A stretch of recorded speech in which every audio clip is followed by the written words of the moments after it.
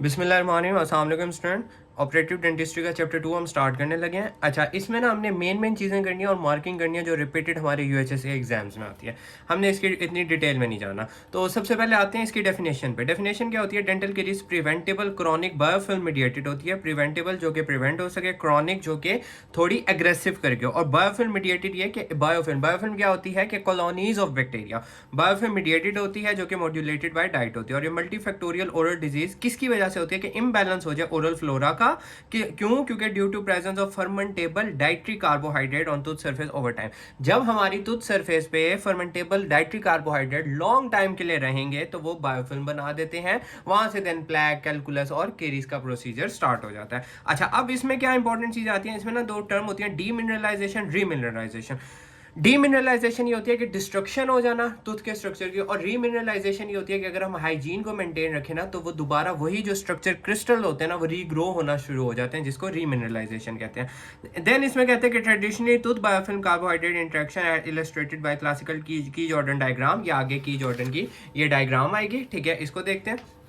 अच्छा, इसमें क्या कहते हैं तो की Jordan diagram, dental caries onset and activities in fact more complex होते हैं देन थ्री वेव इंटरेक्टिंग, जैसे उसकी टीथ, बायोफिल्म और कंज्यूमिंग कार्बोहाइड्रेट। इन तीन चीज़ों पे वो बायोफिल्म या केरीज का प्रोसीजर डिपेंड करता है। ठीक है। अच्छा, उसके बाद क्या होता है? टूथ सरफेस, सब surface level dental caries dynamic process of attack जो डिमिनरलाइजेशन होता है, और रीसब्स्टिट्यूशन जिसको रीमिनरलाइजेशन कहते हैं इन टूथ मैनर। इसकी अगर बात करें तो हमारे पास ना दो फैक्टर्स होते हैं, पैथोलॉजिकल फैक्टर, एक प्रोटेक्टिव फैक्टर। पैथोलॉजिकल फैक्टर जो होता है जो डिमिनरलाइजेशन को फेवर करेगा, प्रोटेक्टिव फैक्टर क्या होता है जो रीमिनरलाइजेशन को फेवर करेगा। अच्छा, इसमें ऐसे और कोई बात नहीं है। अब आगे हम की जॉर्डन डायग्राम पे आते हैं। की जॉर्डन डायग्राम में वो कहता है कि ना हमारे पास दो फैक्टर्स होते हैं डेंटल केरीज में ना, एक होता है प्राइमरी मॉडिफाइंग फैक्टर और एक होता है secondary modifying factor. Primary modifying factor में हमारे पास आ जाते हैं जी टूथ एनाटमी आती है, saliva, biofilm pH, biofilm composition, use of fluoride, diet, oral hygiene, immune system और जेनेटिक। और सेकेंडरी मॉडिफाइंग फैक्टर में हमारे पास आता है socio economic status, education, lifestyle, environment, age, ethnic group और ऑक्यूपेशन आ जाता है। ठीक है, अब हम आते हैं ये इस साइकिल पे जो कि वेरी वेरी इंपॉर्टेंट होता है, डीमिनरलाइजेशन और रीमिनरलाइजेशन की साइकिल पे आते हैं। सबसे पहले क्या होता है? एसिड की प्रोडक्शन होती है। कैसी होती है? जो केरियोजेनिक, केरीज कॉजिंग बैक्टीरिया जो होता है ना बायोफिल्म में, मेटाबोलाइज करता है रिफाइंड कार्बोहाइड्रेट को अपनी एनर्जी के लिए और प्रोड्यूस करता है organic acid by product, acid की प्रोडक्शन कराता है। उसके बाद एसिड क्या करता है? क्रिटिकल बायोफिल्म पीएच, ये क्या करता है? ऑर्गेनिक एसिड अगर प्रेजेंट रहेगा ना बायोफिल्म इकोसिस्टम में लॉन्ग पीरियड के लिए तो लो कर देता है पीएच को। क्या करता है? लो करता है पीएच को। और बायोफिल्म, और अगर बिलो हो जाए 5.5 से तो वो इनामल केरीज कराता है, और 6.2 की अगर पीएच हो जाए तो वो डेंटिनल केरीज कराता है। और लो पीएच का इफेक्ट होता है बोथ ऑन बायोफिल्म की कंपोजिशन पे और टूथ सरफेस लेवल पे।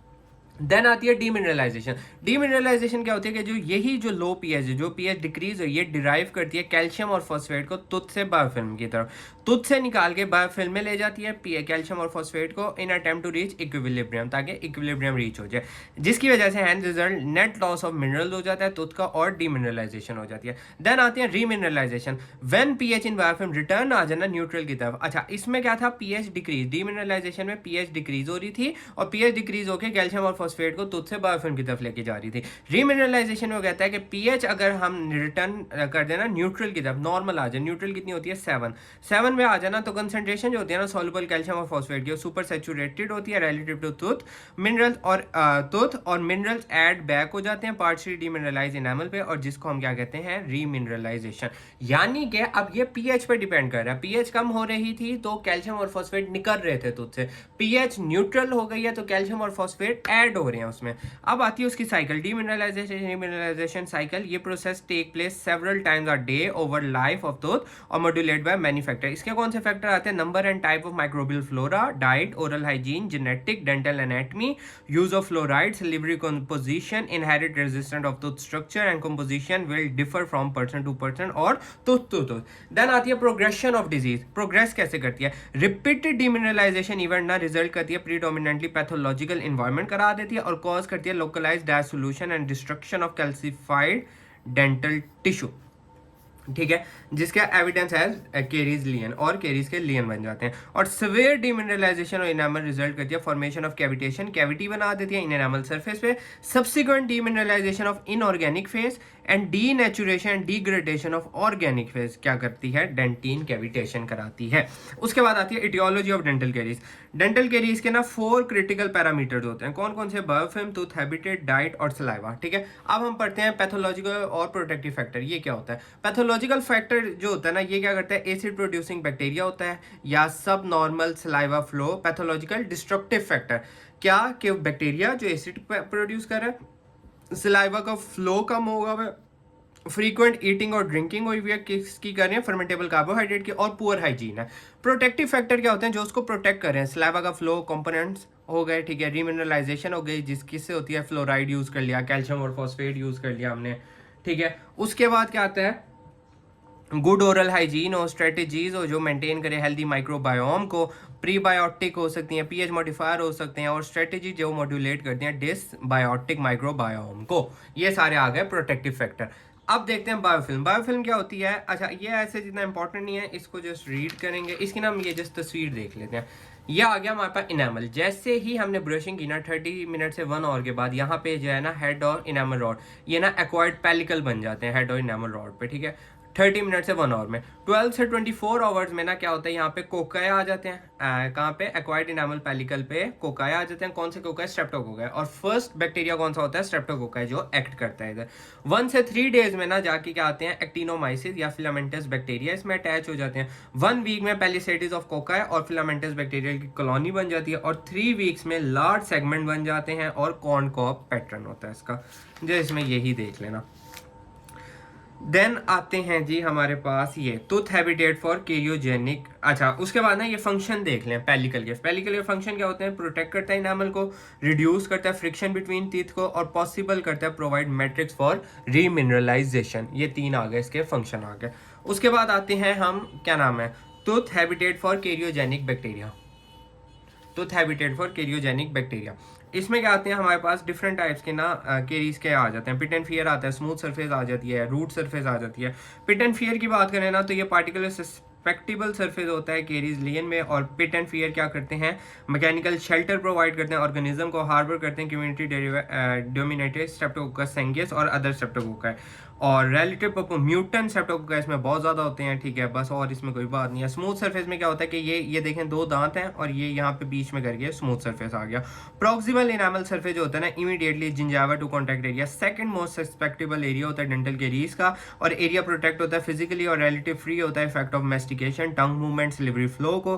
Types and number of organism और composition of proximal surface biofilm community vary करते हैं, और important ecological determinant biofilm community, proximal surface, topographically of tooth surface, size और shape of gingival papilla, oral hygiene और diet of patient, इस पर depend करते हैं। रूट कैरीज सरफेस क्या होती है कि ओल्ड पॉपुलेशन में जिनकी जिंजाइवल रिसेशन हो जाए ना, तो मोस्ट कॉमन इनमें रूट सरफेस या केरीज ये हो जाती हैं। और proximal root surface particular near cemento enamel junction unaffected होती है, action of hygiene procedure, flossing, और ये कॉन्केव एनाटॉमिक सरफेस होती है, और कॉन्टोर होते हैं, ओकेशनली रफनेस होती है, टर्मिनेशन ऑफ इनामल। देन आता है सब जिंजाइवल एरियाज। सब जिंजाइवल एरियाज का फेशियल लिंगुअल रूट सरफेस जो होते हैं ना, व्हेन एक्सपोज होगा ओरल इन्वायरमेंट में, ये बोथ निगलेक्टेड होगा हाइजीन प्रोसीजर में, और usually not rubbed by bolus of food, और consequently these root surface also frequent harbour करेगा केरियोजेनिक बायोफिल्म। अब आ जाए इसकी ओरल हैबिटेट में कि कहाँ पे कौन सा बैक्टीरिया ज़्यादा कॉमन होता है। सबसे पहले बात करते हैं म्यूकोजा की। म्यूकोजा में ना मिस, MISS से मैंने मेमोनिक बनाया हुआ है, मिस से क्या, माइटस, सेंगियस, सेलिवरेज। आई को आप इग्नोर करें तो मिस आता है, माइटस, सेंगियस और सेलिवरेज म्यूकोजा में कौन से होते हैं, मिस। और ये क्या होता है, एरोबिक होता है। एरोबिक क्या होता है कि हेल्दी साइड होती है, ऑक्सीजन प्रेजेंट होती है, और इसकी pH 7 होती है, अप्रोक्सीमेटली 7 होती है, और ऑक्सीडेशन रिडक्शन पोटेंशियल पॉजिटिव होता है। टंग में हमारे पास आता है SMS, जो हम SMS करते हैं ना, सेलिवेरिस, म्यूटन और सेंगियस, ये भी एरोबिक होता है, इसकी भी pH 7 होती है, और इसका भी पोटेंशियल पॉजिटिव होता है। टीथ में हमारे पास सेंगियस आता है, ये एरोबिक होता है, इसकी pH कम होती है, 5.5 होती है, और इसका पोटेंशियल नेगेटिव होता है। जिंजाइवल क्रेविस क्या होता है कि एरिया बिटवीन टूथ और जिंजावा, ये इसमें आते हैं फ्यूजी बैक्टीरियम, स्पाइरोचीट, एक्टिनोमाइसिस, ये एनारोबिक होता है, इसकी pH वेरिएबल होती है, और ऑक्सीडेशन रिडक्शन नेगेटिव होता है। इनामल कैरीज में हमारे पास म्यूटन आ जाते हैं, जो कि एनारोबिक, pH कम और oxidation reduction negative. Dentine carries में म्यूटन, लैक्टोबैसिलस आते हैं, ये भी एनारोबिक होता है, pH कम और इसका भी पोटेंशियल नेगेटिव। रूट में एक्टिनोमाइसिस आते हैं, ये भी एनारोबिक, pH कम और ऑक्सीजन रिडक्शन नेगेटिव आता है। देन हमारे पास आ जाते हैं, अच्छा ये ऐसे इतना इम्पोर्टेंट नहीं है, अच्छा ये हमारे पास स्टीफन कर्व आ जाता है बेसिकली ना, कि ये देखें कि हमारे पास ये जो 7 है ना ये नॉर्मल है, कि मतलब कि ये था पीएच था, ये कम हुआ फिर दोबारा अपनी नॉर्मल वैल्यू पे आ गया। ये जो है ना ब्लू वाला ये है मॉडरेट केरीज एक्टिविटी, के कम था लेकिन फिर कुछ हद तक ऊपर आ गया। जो रेड है ना ये एक्सट्रीम केरीज एक्टिविटी है, कि कम से ये बहुत ही कम ऊपर आया। तो ये स्टीफन कर्व की एक डायग्राम टाइप करके आ गई, ठीक है। उसके बाद सलिवरी नेचर एंटीकेरीज एजेंट, इसमें जस्ट हम इसको रीड कर सकते हैं। इसमें इंपॉर्टेंट बात है कि स्लावा एक्सट्रीमली इंपॉर्टेंट होता है for proper digestion of food, और नेचुरल एंटीकेरीज एजेंट के तौर पे एक्ट करता है। और इसमें बाकी वही जीरोस्टोमिया और ड्राई माउथ, जो मतलब कि पेशेंट जिनको थेराप्यूटिक रेडिएशन होती हैं या कोई मेडिकेशन लेते हैं, तो ये सारा इनमें डिक्रीज हो जाता है फ्लो का। टोटल अमाउंट कितनी होती है, 1 से 1.5 लीटर ऑफ स्लैवा पर डे बनता है, और लिटल अकर होता है ड्यूरिंग स्लीप में, वाइल इन माउथ में। स्लैवा रुब्रिकेट करता है ओरल टिश्यू को, बाद ट्रीट करता है, बायोफिल्म करता है। सिक्रीशन रेट जो होता है इसका बेरिंग और कैरीज ससेसिबिलिटी और कैलकुलस फॉर्मेशन, इसका देन फ्लशिंग इफेक्ट होता है, और फ्लशिंग मोस्ट इफेक्टिव होता है मेस्टिकेशन और oral stimulation, because it produce large volume of saliva. उसके बाद इसमें आते हैं जी के salivary gland produce impressive array of anti microbial product, lysozyme, lactoperoxidase, lactoferrin, glutenin, और ठीक है। उसके बाद हो antibacterial protein in saliva important role करता है protection of soft tissue, oral cavity, infection by pathogen, और लिटल इफेक्ट होता है केरीज में, बिकॉज सिमिलर इफेक्ट होता है एंटीबैक्टीरियल प्रोटीन का, केरीज एक्टिव और केरीज फ्री इंडिविजुअल, और it is suggested caries susceptibility in healthy individual not related to saliva composition but more important quantity of saliva. Composition पे depend नहीं करती लेकिन quantity पे वो कर रही होती है। बस इसमें इतनी सी बात आ गई। बफर में हम देख लें, प्राइमरी बफर होता है बाइकार्बोनेटाइन, और एडिशनल बफर होता है यूरिया और सेलेनिन, बस और पढ़ने की जरूरत नहीं। और रीमिनरलाइजेशन में देख लें, सलाइवा में ना हमारे पास सेथरिन होता है, प्रोलीन रिच पेप्टाइड, जो कि स्टेबलाइज करता है कैल्शियम और फॉस्फेटाइन को। सिंपल, बस और इसमें अभी हमने देखने की जरूरत नहीं है। देन नेक्स्ट वीडियो में हम इंशाल्लाह टेबल्स को डिस्कस करेंगे।